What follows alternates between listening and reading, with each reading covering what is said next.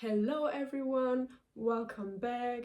Today we're just sitting here for a cozy little video. I have my candle out, which you can't see because for some reason she's just shaking so much. We have some tea in a mug that's basically the size of my head. And today we're talking about all the books I've read in the last few weeks during fall. So from spooky season to cozy reads, there's a lot there that we're gonna talk about today.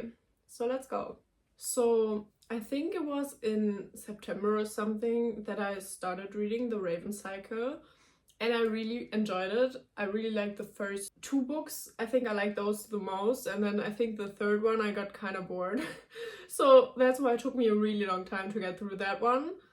And then a few weeks ago I finally finished the last book in the series. This is obviously gonna be a spoilery talk, I guess, because I'm only gonna talk about the last book because that's the last one that I read. And it's been a while since I read the other ones, but I can recommend it. It's about a group of teenagers, and it's like 3 guys and a girl, and they just start to become friends. And one of the guys has like this plan to revive an old king from the grave. And that's basically the plot. Anything else, I swear to God, I don't remember because the story goes a little bit insane. But it's just like vibes. Like, I'm usually there for the vibes, and they were great. And it's mostly, I would say, about the friendship and the group itself, because most people that talk about the books, it's more about them loving the characters, not really talking about the story itself.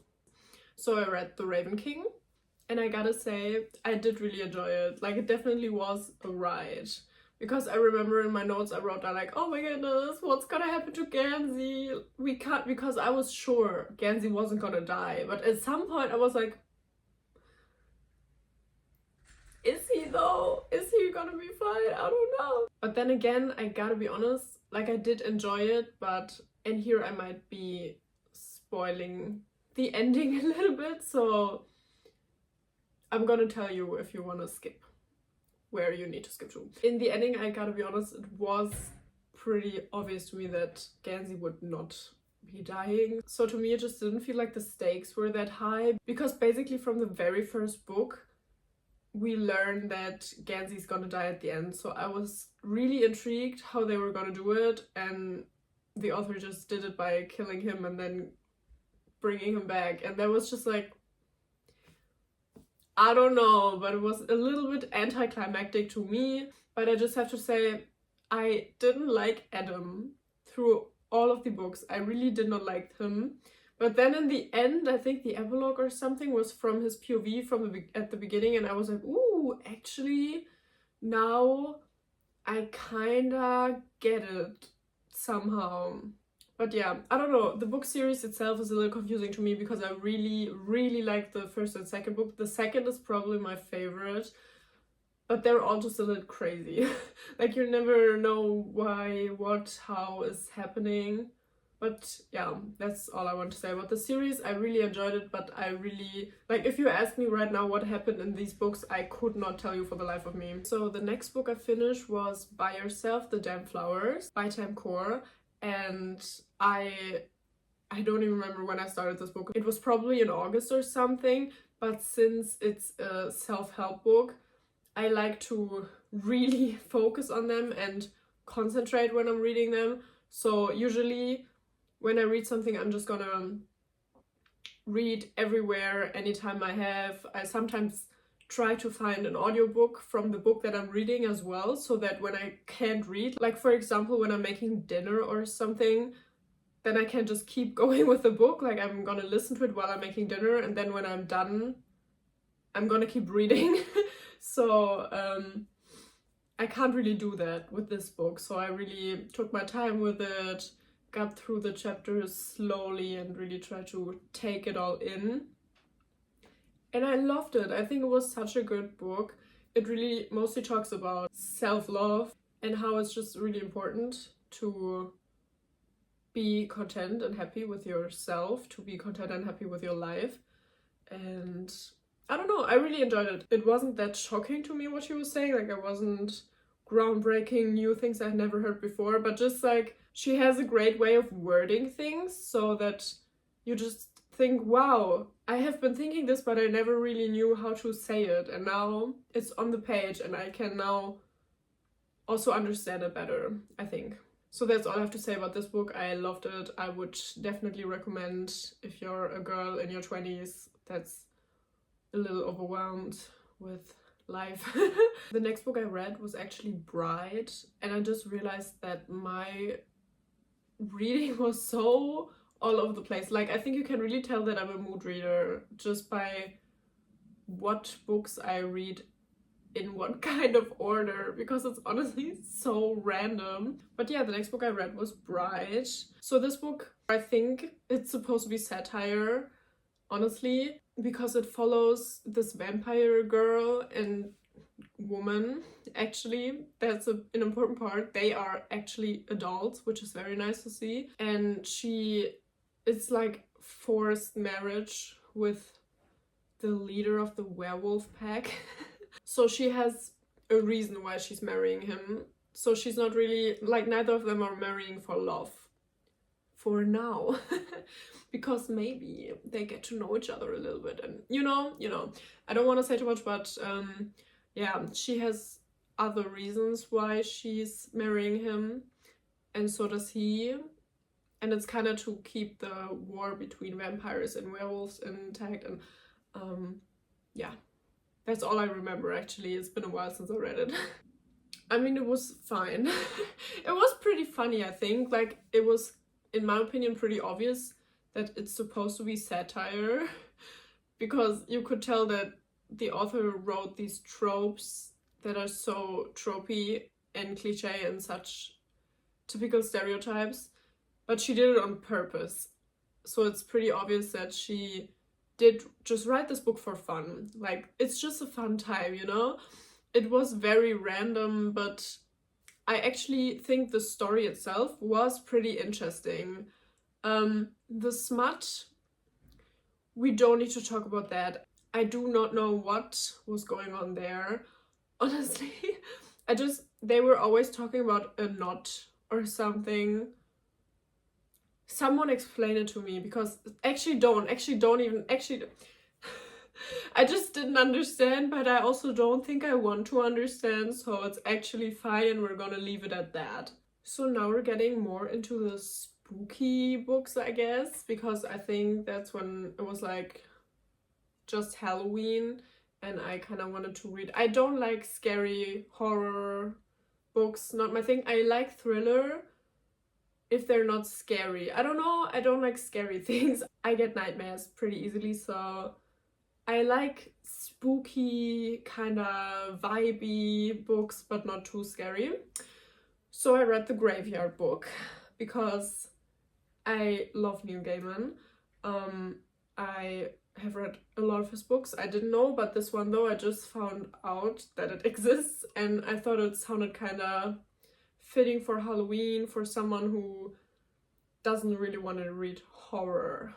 So in this book we follow a boy, like a random human boy, but he grew up in a graveyard and was raised by the ghosts in that graveyard, which I thought was like a really interesting setting. But we know Neil Gaiman writes very interesting settings and very interesting characters, so it's just about him living there and growing up there, and I really loved it.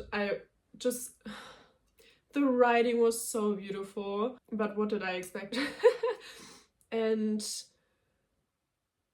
it started out kind of not creepy, but it was a little bit gory. Like the very, very start, I think you're like, isn't this supposed to be a little bit of a children's book? But in the end, it actually did feel like a sweet children's story.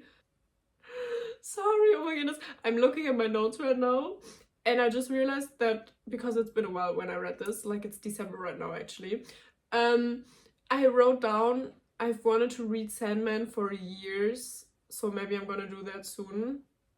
I'm actually reading it right now, so that's kind of fun and it's amazing. I'm really loving it. I'm thinking about making it my whole personality for the next few weeks. Like, I can feel the hyperfixation coming. But yeah, it was great. Anyways, the writing was really magical, and I don't know, it was just like an interesting story, and it was mostly like a story about growing up, because we follow the boy from when he's a baby, like basically from when he's born to him becoming a young adult. So he becomes like a young man, I guess, and realizes that he just wants to learn how to live by himself, how to be himself, that he doesn't really know who he is. And I don't know, I think it's actually a very good story for maybe middle grade, young adult people. And I really enjoyed it. And like I said, I started reading Sandman now. I actually just started it because I had to for my university class, but like I said, I wrote it down. I've wanted to read it for a while, I just never got to it, and I'm really happy that I'm here right now. Anyway, so the next book I read was You've Reached Sam. And so I actually just started this book because I wanted to read When Haru Was Here. But it wasn't available in my library. But this one is from the same author and it was available in my library. So I thought, well, if I can't read the other one, then I'm just gonna read this one from this author. I don't know, that's how my brain works. But I think I still read the excerpt and thought it sounded interesting. And I gotta be honest, I did enjoy the book. It's about a girl whose boyfriend just died. I think it was literally a few days ago when the book starts. But then one day her phone rings and it's his number, and when she picks up, it's actually him. And they can talk through the phone. It's not really explained why, but that's like not the point. The point is that the book is about her grief and how others deal with grief. And I really liked the thought of it, but I personally have different opinions about grief, I think. So the way they were dealing with the grief was kind of pissing me off because I feel like everyone deals differently with grief, and the author just had very specific views, opinions about how the characters should be grieving. And I don't know if it was written like that on purpose, like if it was supposed to be a critique, but it didn't feel like it, and I didn't enjoy that too much, so it was a little bit triggering for me at some points. But overall, I did enjoy the story. It didn't impact me as much as I thought it would though. Oh, sometimes I felt like it was written like a film. Like, it didn't feel like a book, because I feel like in films we often have these like cut and then we go to the next scene, and the book had that as well, but it was in the middle of a chapter, so it was just like in the middle of the chapter we just had like a, and then we were at a completely different place, and to me that was a little bit confusing. I didn't enjoy that much. Okay, now we're getting to the next book, and I'm actually really excited about this one because I discovered V.E. Schwab this year. I know that might be a little late, but I didn't know any better. So I think in January I read my first book from her and I loved it. And then I didn't read that many others from her because my library just didn't have that much available. But then a few months ago I got back into it, and then I decided I would read Vicious because I heard there was more of like a dark academia kind of vibe. And when I tell you, this book is still one of the best books I think I've read this year. I'm really excited to see at the end of the year, when I look at all the books I've read, if I still agree. But I really think it definitely was one of my absolute favorites. So this book follows two main characters, Victor and Eli. I'm sorry, I'm really bad with names. And it's been a while now since I've read it. It's been a few weeks. But those are two guys who work together at the academy that they went to. But the book jumps between this timeline and the timeline that's 10 years later. And 10 years later, Victor is in prison, and he says that it's somehow Eli's fault, and we don't know how and what is happening. But what we find out is that in the past timeline, those two actually discovered that when you die and come back from the dead, you kind of gain superpowers. So they try to get these powers. And the whole story is kind of like just those two fighting each other, I guess, in a way. But they also still kind of love each other. So it's just like a back and forth. But it was really, really interesting. It was such a good book. And I was having so much fun with it. Like, I put on a playlist.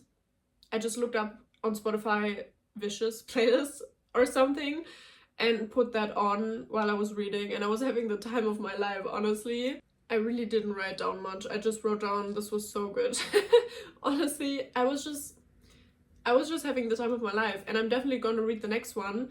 But I heard that there's maybe, I think, a third one coming out, and I don't know if I want to read the second one when the third one isn't out yet, because what if it ends on an insane cliffhanger?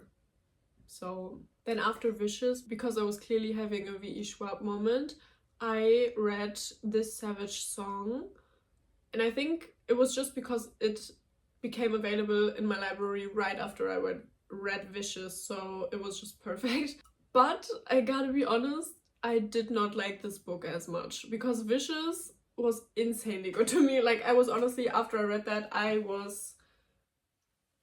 don't even know, like, my brain felt altered. I remember that even now. And The Savage Song, I did not enjoy it that much, actually. Like, the main character, I did not like her at all. I liked the guy. I don't even remember his name. Was it Augustus or something? I think. But I really didn't like the girl. Shut up. I wrote down, you cannot convince me these two are cat people.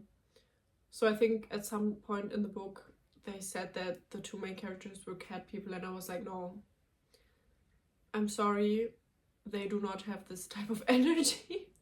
But yeah, I didn't really care. I thought the world building was pretty interesting. So this book takes place in a dystopian world where, oh my god, it's been so long since I read it, I don't really know if I remember. So if I'm wrong, I'm so sorry. But it takes place in a dystopian world in the future where humans have somehow been, I think, genetically altered, some of them. Okay, my camera stopped recording.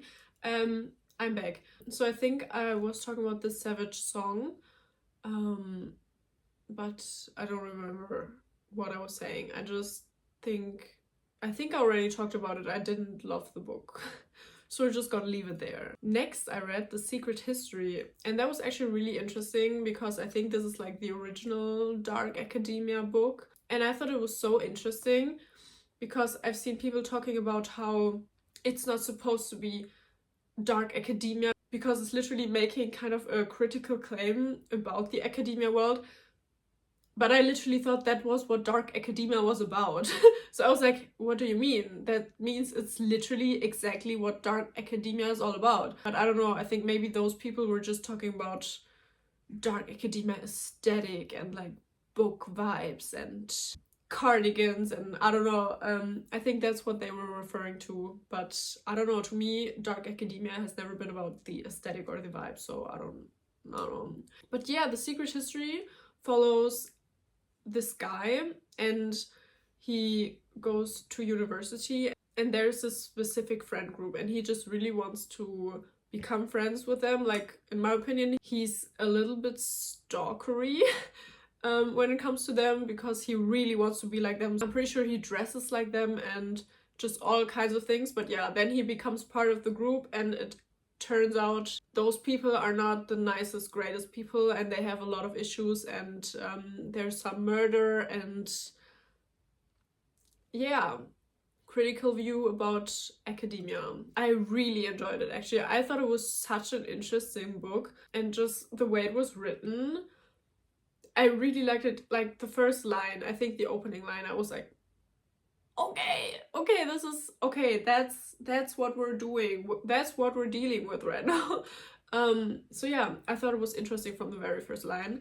And I actually really wasn't sure how it was gonna end. Usually I'm pretty good with knowing how it's gonna end, but in this one I wasn't really sure. The next book I read was The Picture of Dorian Gray, and I had so much fun with this because I haven't really been reading classics since I was maybe 16. So it's been a while, and I started this one. When I tell you, I was having so much fun.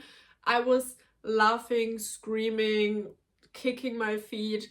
I was having the best time with this classic, and it actually showed me, because I don't know, lately, maybe because I had to read so much classical stuff when I was studying literature, but I just wasn't feeling that for a long time at all. But this showed me that actually classics can be very fun as well. I don't know, I cannot express how funny this book is. It is just so funny. So this book is about the character Dorian Gray, and a friend of his is a painter, and he draws a picture of Dorian Gray. And then they talk about growing older and, I don't know, kind of having existential dread. And Dorian is so dreadful, so scared of growing older that he says, I wish I wouldn't grow older, but instead my painting would grow older. And so that's exactly what happens.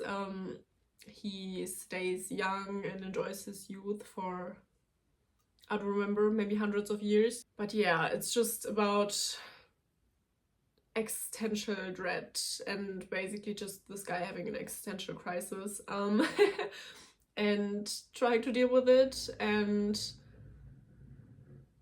yeah, I would say that's what it's about. I really enjoyed it though. So the next book I read was The Prisoner's Throne. I actually have been reading Holly Black's books for years, and I have wanted to read this book for a while, but the waiting list in my library was, I don't even remember how long, but I have had this book in my library on hold for months and months. So I have been having this for so long. So when I started it, I actually didn't really remember that much from the other books before, because this is like the second book in a spin-off series, I guess. And yeah, if you haven't read the Cruel Prince series, this is like a spin-off from the Cruel Prince series. I feel like I did enjoy this book, I think, but I think I liked the Stolen Heir better, because I also really liked Ren as a character, and I feel like we didn't get that much from her this book. And I feel like this book was very much fan service. Like, I feel like she could tell that everyone wanted there to be more romance and all of that, so it was more, I feel like the focus was very much more on the romance than the plot itself. And I didn't like that, because I feel like I really liked the Cruel Prince and all of the Folk of Air series. I really liked them so much because there was some romance in it, but it wasn't all about the romance. It was more also about the high fantasy and all of the politics that surrounded Elfhame. And so I don't know, I just didn't love that book, but it was fine. So it wasn't really giving that much high fantasy, but more of the romantasy type to me. So next I got back to Maggie. I don't know how to pronounce her last name in English, sorry. So I read the Scorpio Races, and I gotta be honest, this one was kind of a letdown for me, this book, because I had heard so many people talk about how it's the best book Maggie has written, in their opinion. My storage was full, and I'm starting to get annoyed. Anyways, back to the book again. So I heard so many people talk about how this is the best book, and it's also not a series, it's a standalone, which I personally normally love. And just also the vibes, I thought it would be definitely something that I would like. So I was kind of sad that I didn't love it. But yeah, the book is about a girl, and she lives in a world where there are horse races once a year with very, very dangerous horses that the author based on a mythology about these horses that come from the sea.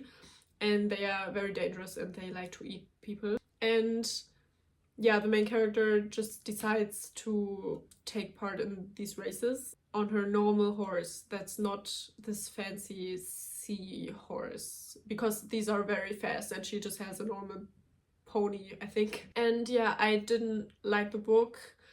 I didn't care about the main character. I also thought she was 12 for like the majority of the time until she got a love interest, and I was like, sorry, what?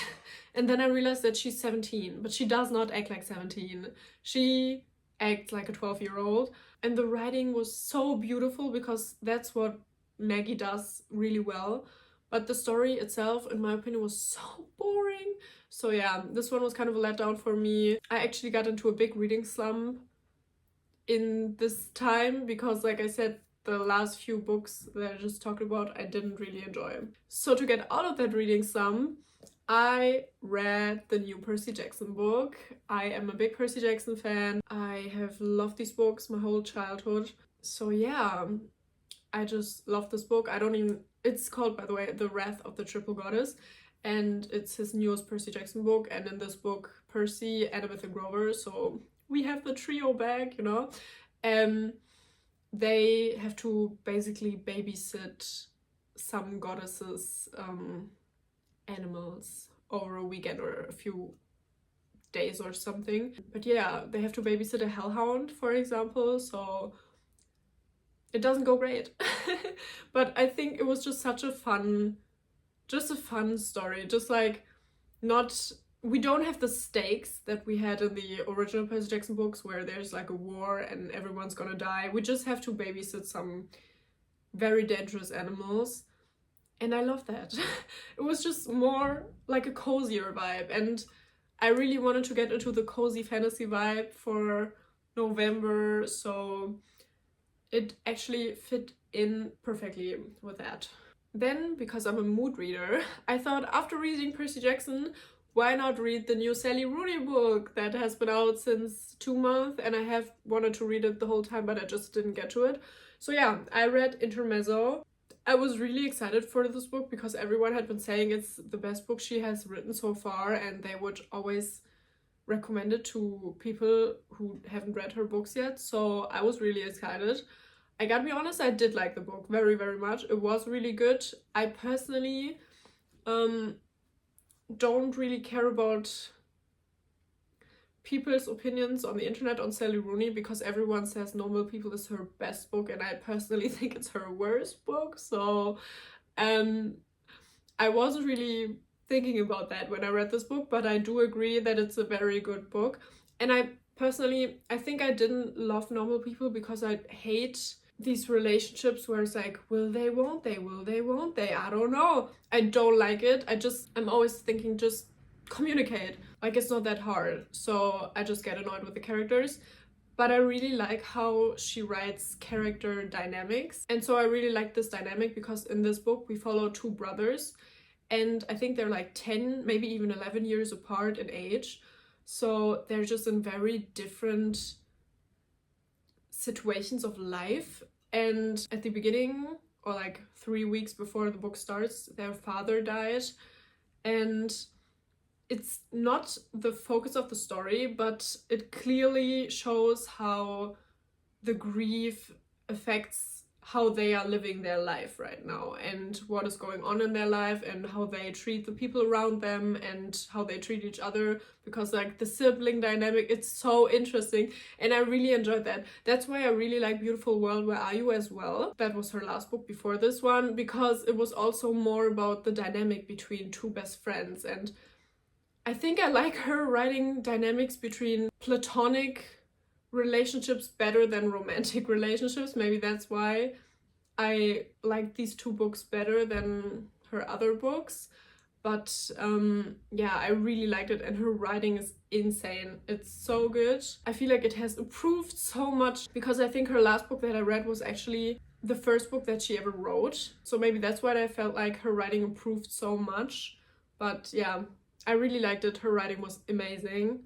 And now we're getting to the last book that I read so far, and it's actually already been a while since I read this as well. I don't know, I have been in such a reading slump for a while lately. it's been a struggle. But yeah, the book I read was A Psalm for the Wild Build, and it was also just a novella because I had been in such a big reading slump. I am gonna make a video about it as well, so I'm not gonna go too deep into it right now. But yeah, I was in a big reading slump, so I decided maybe a novella will be better for me right now to get back into my motivation for reading again. So I started this book, and it's honestly amazing. If you like the Ghibli movie Castle in the Sky, and if you also like Uncle Iroh drinking tea and giving life advice, then this is a book for you. So it was such a cozy fantasy vibe. So the book is about, I don't know, there's a backstory that humans built robots, and then these robots started to have emotions, and you know, it's like the typical story. But in this case, actually, the robot said, well, we don't really want to work for you, we kind of want to live our own lives. And humans actually said, sure, why not? Feels a little unrealistic to me, but yeah. And so the robots say like, well, we kind of want to live in the wild, and so they live in the wild. And then now this is like 100,000 years ago, I don't know. So now we're in the present, and we follow a monk who doesn't really know what to do with their lives and is really wondering about the purpose of life. And they meet this robot, and people haven't seen robots in like hundreds, thousand years, and they just talk about humanity, and that's basically the book. So yeah, I really like this book. It was such a good book and really got me out of my reading slump, I hope. But I feel like, yes, because I have been reading books again since then. Like I said, right now I'm reading Sandman. I'm definitely gonna talk about that when I'm finished.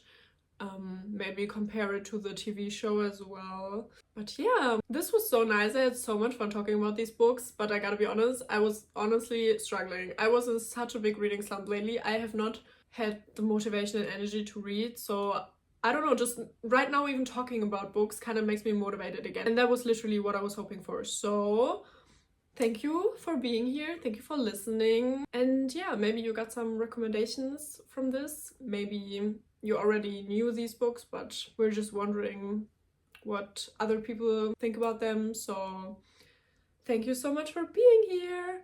Bye!